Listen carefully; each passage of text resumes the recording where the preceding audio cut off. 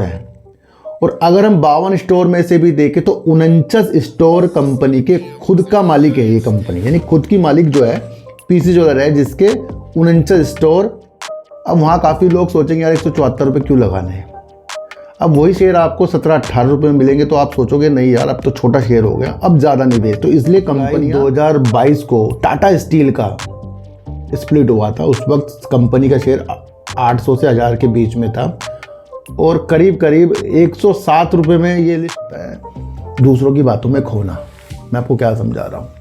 दूसरा एक छोटी सी चीज़ बताऊंगा मैं आपको, अजमाना इस चीज़ को आप किसी भी कंपनी का। पीसी ज्वेलर के ऊपर मैं पहले भी वीडियो बना चुका हूँ और काफ़ी समझाने वाली वीडियो थी। जब स्प्लिट हुआ था तब भी मैंने आपको वो चीज़ें समझाई थी और आज भी मैं आपको न्यूज़ बेस उन चीज़ों को फिर से समझा कर चलूँगा।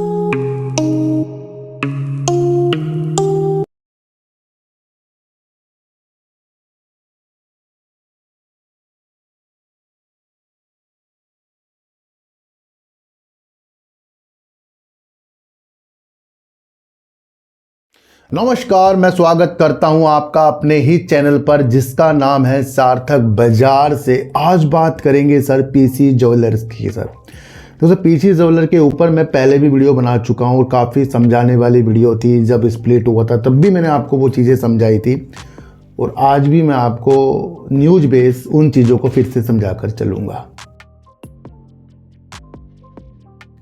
देखो सर, किसी भी कंपनी का स्प्लिट इस बात की पुष्टि नहीं करता कि वो स्प्लिट होने के बाद उस रेट से वो नीचे नहीं आ सकता, नीचे भी आ सकता है। स्प्लिट होने का मतलब है कि कोई भी छोटे मोटे जो निवेशक होते हैं जो बड़े बड़े शेयर लेने से कतराते हैं, मान लो ये शेयर 174 रुपये का था। अब वहाँ काफ़ी लोग सोचेंगे यार 174 रुपये क्यों लगाने हैं।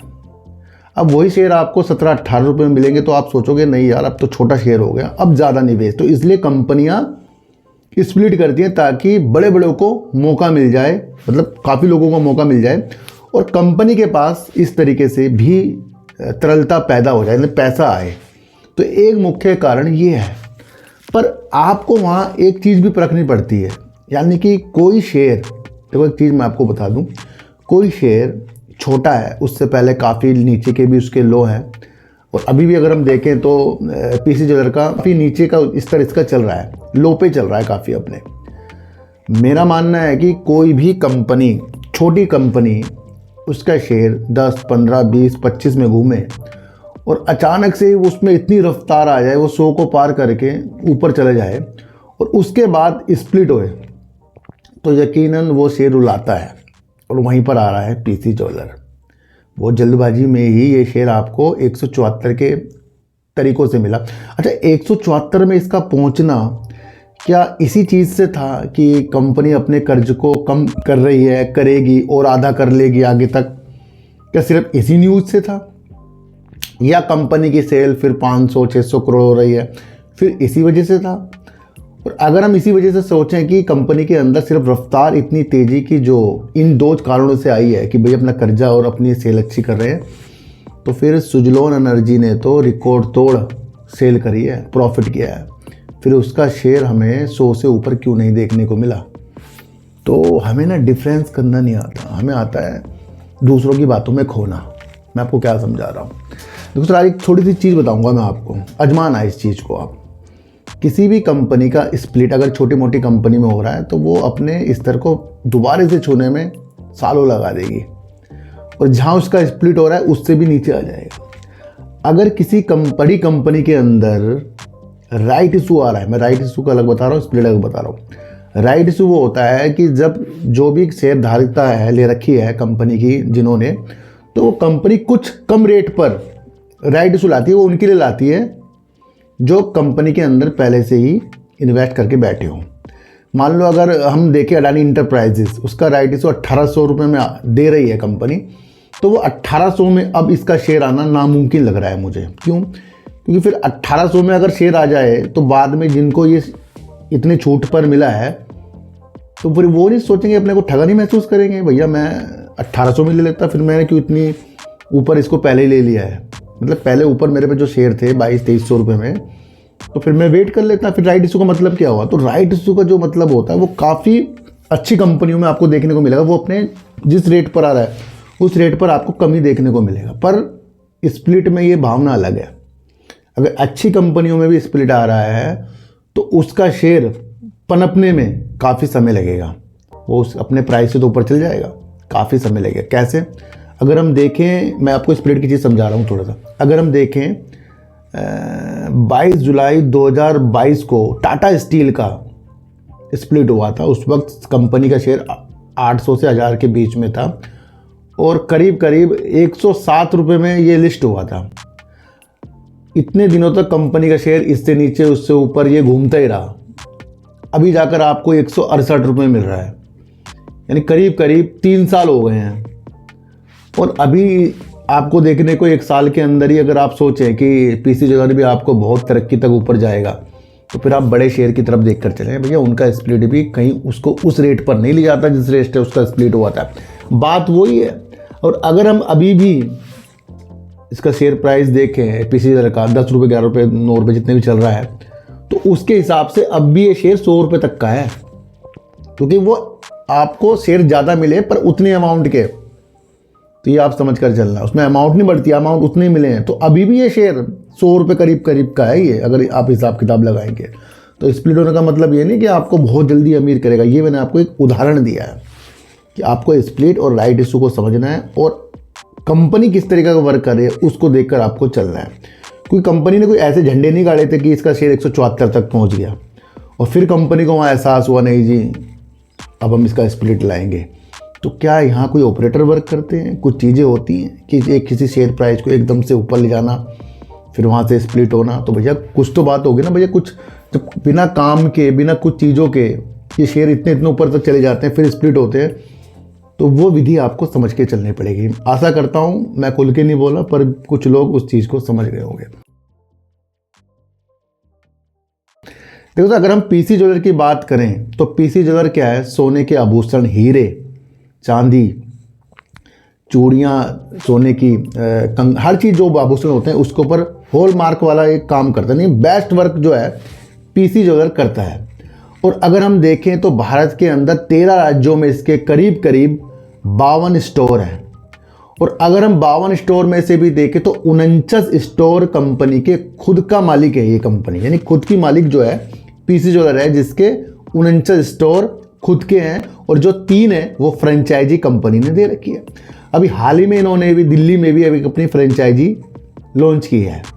तो कंपनी फ्रेंचाइजी के द्वारा भी अपने आभूषणों की खरीद बेच करती है, ये आप समझ कर चलना। तो कंपनी अच्छा वर्क करती है। और अगर हम स्थितियों को देखें तो 52 स्टोर देश के अंदर होना एक छोटी बात नहीं है, और वो भी गोल्ड की स्थितियों के साथ खरीद बेच होना, तो ये एक अच्छी चीज़ों के साथ आता है। देश के अंदर अगर हम देखें लिस्टिंग के साथ तो कंपनी 7वें स्थान पर अपने मार्केट कैप के हिसाब से आती है। हाल ही में कंपनी का स्प्लिट हुआ, वो सारी नॉलेज मैंने आपको अभी हाल ही में बता दी है। मार्च 2024 में कंपनी के पास करीब करीब 4100 करोड़ रुपए करीब का कर्जा था, जहां इसके प्रमोटरों ने अपने कर्ज को काफ़ी कम कर दिया और देखने को सितंबर तक मिल रहा है 25 तक 1400 करोड़ करीब, बता रहा हूँ ऊपर नीचे हो सकता है, 1400 करोड़ रुपए करीब का कंपनी के पास अभी भी कर्जा है और इसको भी कंपनी और कम करने की आशा हमें दिखा रही है। तो ये वो सारी नीतियां हैं जहां पर आज हमने पीसी ज्वेलर का स्प्लिट के बारे में, पीसी ज्वेलर काम क्या करता है, उन सारी रणनीति को आज हम समझ कर चले और दूसरी कंपनी से भी इसका हमने आज आपको उदाहरण देकर बताया।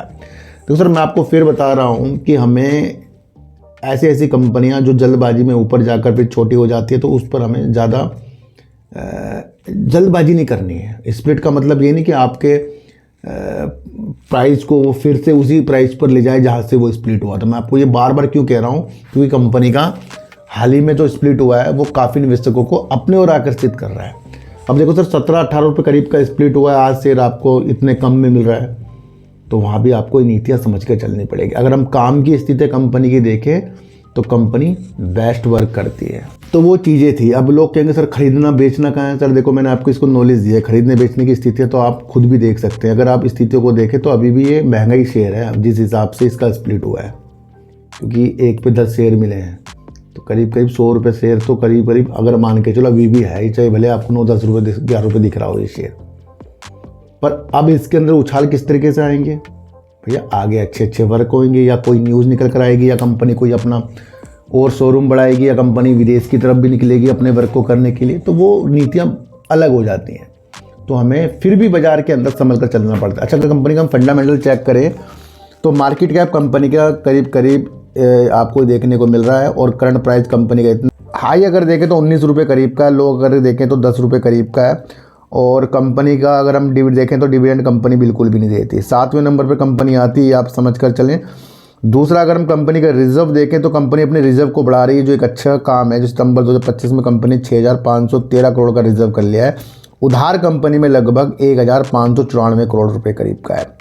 और अगर हम कंपनी की सेल देखें, सितंबर 2024 की 505 करोड़ थी, जहां दिसंबर में कंपनी ने अपनी सेल को 639 करोड़ किया, फिर और बढ़ाकर 699 करोड़ किया, फिर और बढ़ाकर कंपनी ने जून 2025 में 725 करोड़ की सेल करी, और सितंबर 2025 में क्वार्टर 2 में कंपनी ने बहुत अच्छी सेल करी जो 825 करोड़ है। यानी कि साल दर साल और क्वार्टर दर क्वार्टर कंपनी ने अपनी सेल को और कंपनी ने अपने साल दर साल प्रॉफिट को भी बढ़ाकर दिखाया। जो इस बार कंपनी का प्रॉफिट आया है 210 करोड़ का कंपनी का प्रॉफिट आया है।